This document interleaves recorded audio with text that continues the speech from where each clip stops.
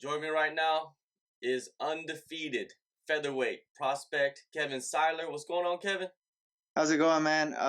My pleasure. Thanks for having me. It's really nice. Thank you. No doubt, man. You have a unique background. You are born and raised in Bolivia. What was it like growing up as a kid in that country? Yeah. I had a fun childhood. It was really good. It's a really nice environment. It's very family oriented. Uh, just nice weather, nice people, good food, and thank God I always had everything I needed. My mom took care of us really well, and I grew up very happy. And then once I discovered martial arts and I turned 18, it was time to take a different journey. When was it, when you discovered martial arts? What was the first martial art that you started to, practice?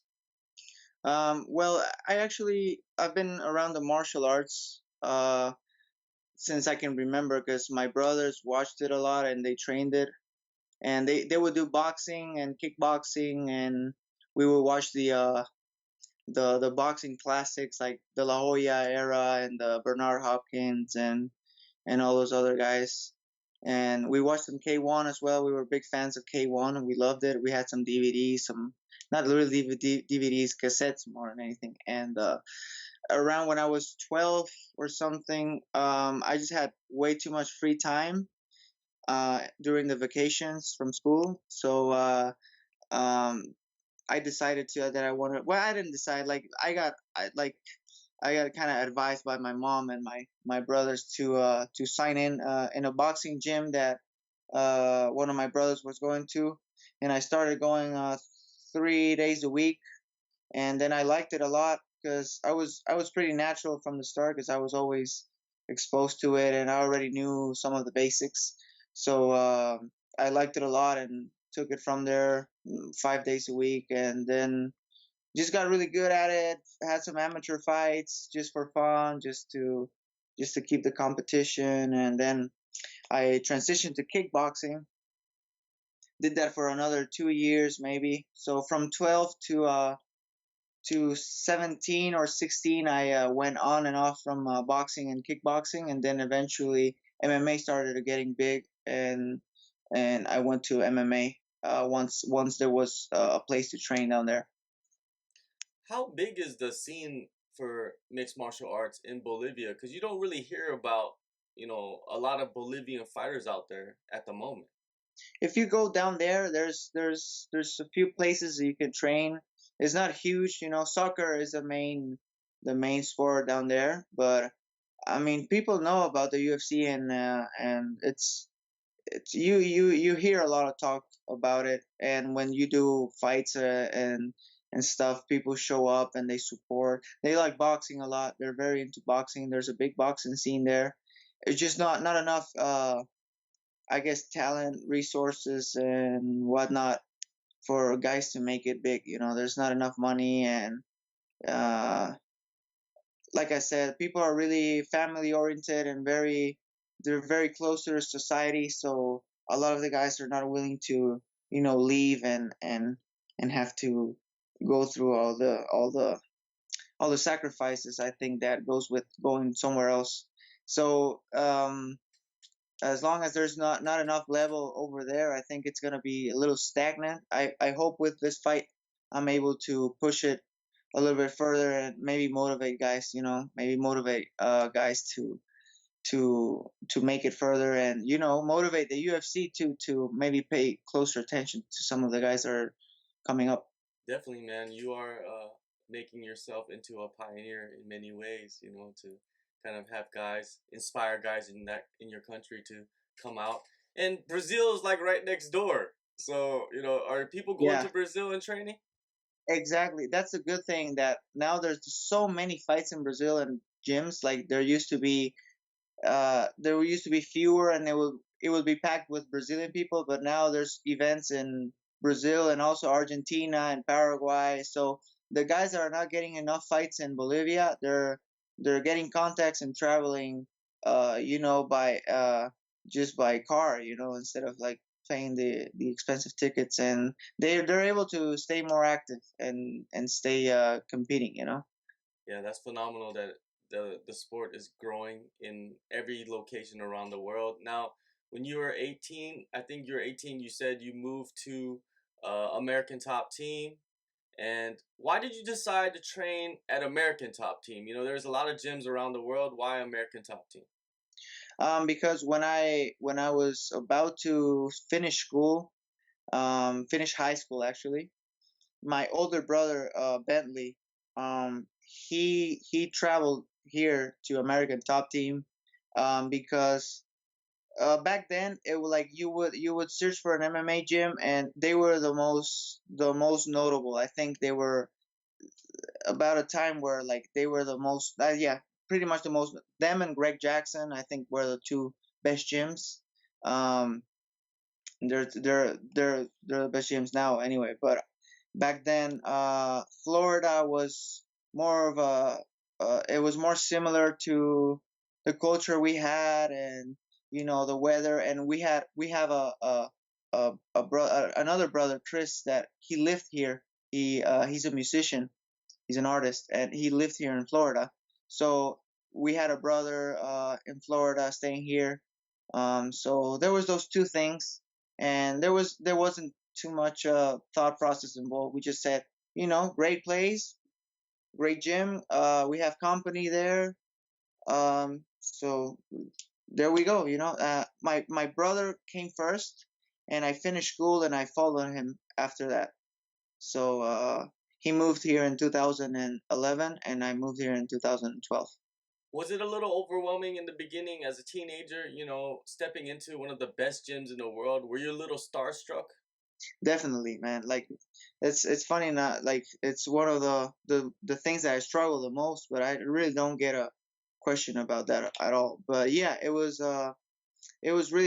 tough, man, because I was skinny. I didn't have a good wrestling background or grappling.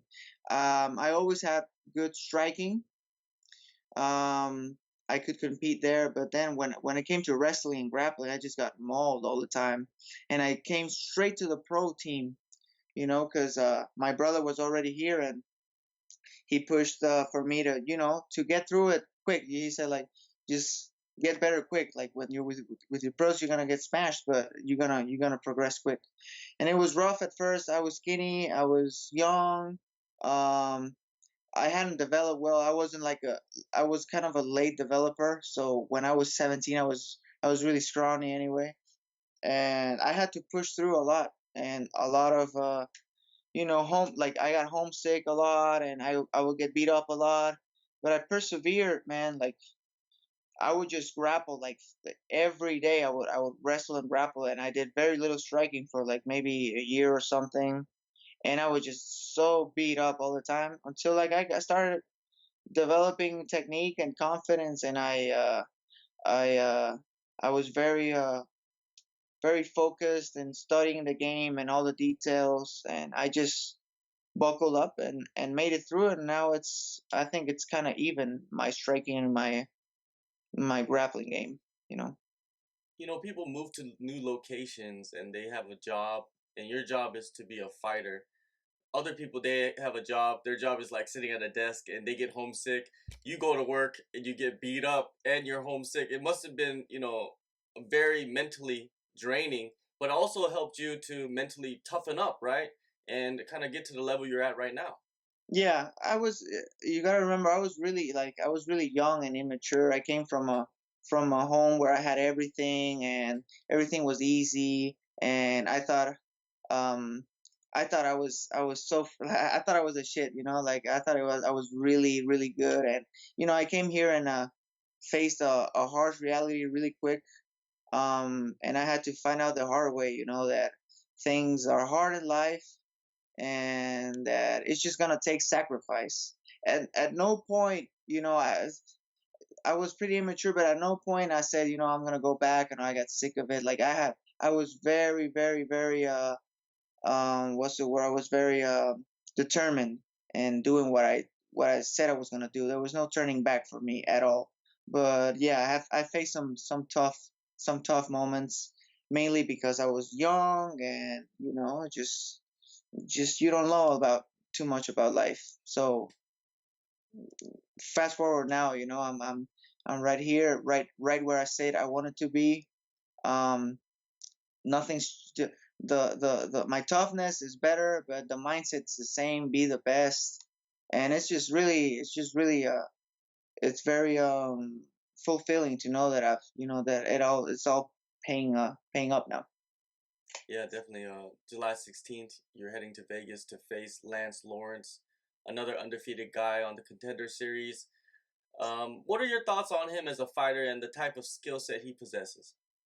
I think he's a good fighter. I think all around his main strength is, I think, the grappling, the ground game. He finds a way to sneak in some submissions, and he's very tough. He keeps going, keeps going. I've never I've never seen him have like easy short fights where he just went through the guy. He always like kind of just starts slowly, but man, he's undefeated for a reason, and I think he just finds a way to win every time, and I have to pay attention to that. To be honest, I think I have more experience with better fighters.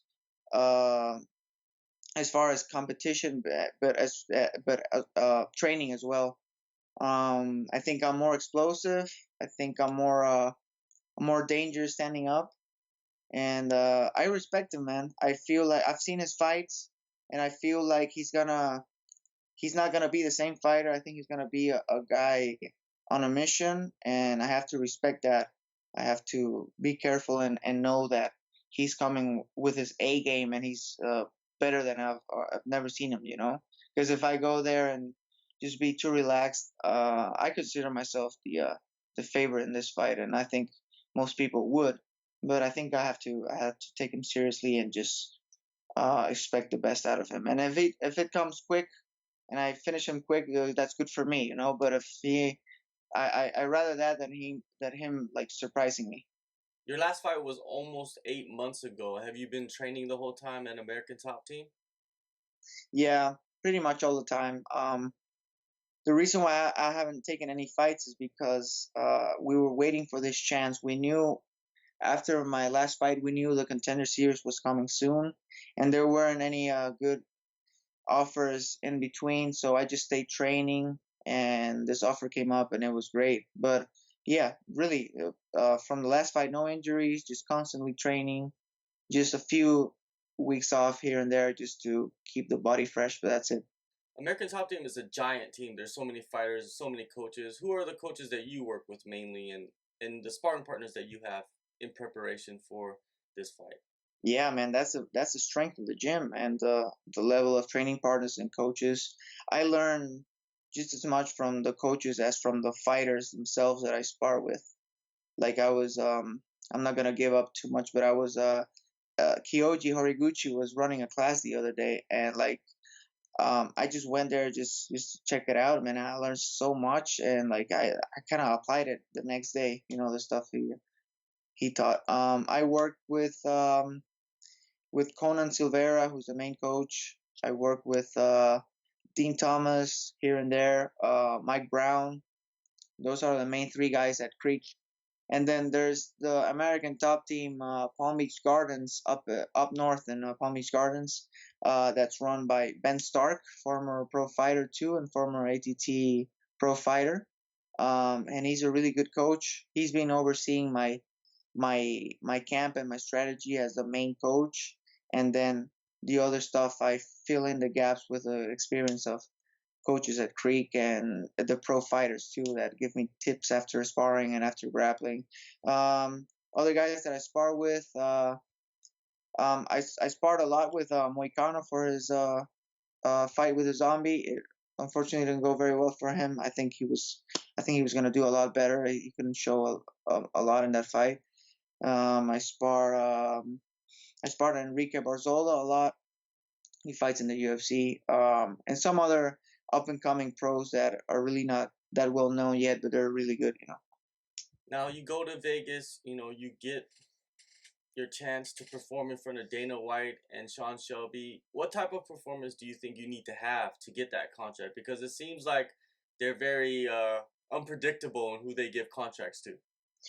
Yeah, as far as my performance, I don't have to change too much what I do because I go for the finish anyway. I'm very finish driven. You know, I'm a fighter. I'm not that much of a competitor or sportsman or martial artist. Like I really like to get into it, and I throw anything but the kitchen sink. And that's the way I've always fought, and that's good for me because I don't have to change anything just to please them. I think by doing what I always do, staying calm and being myself and just applying all the diverse arsenal that I have, I think it's gonna get the job done and not get too stressed out, man, by the whole situation, the whole pressure of the show. I think I've gotten here by being myself, and it's at the end of the day, it's still my opponent. It's still a cage. It's still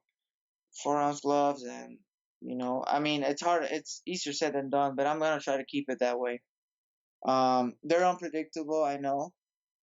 That the good thing about fighting in the week 4 is that I've kind of gotten to see the last few shows, and you kind of get pointers and tips and what to do and what not to do and what they're looking for.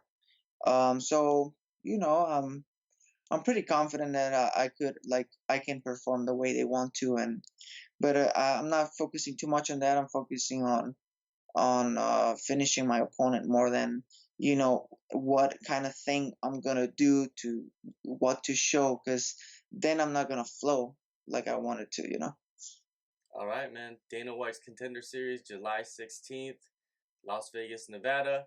Thank you, Kevin, for your time, and Thank you, good John. luck on your future, man. Hopefully, we'll be doing many of these when you get into the UFC. For sure, man. I enjoyed it. Thank you so much. Have a good one, man.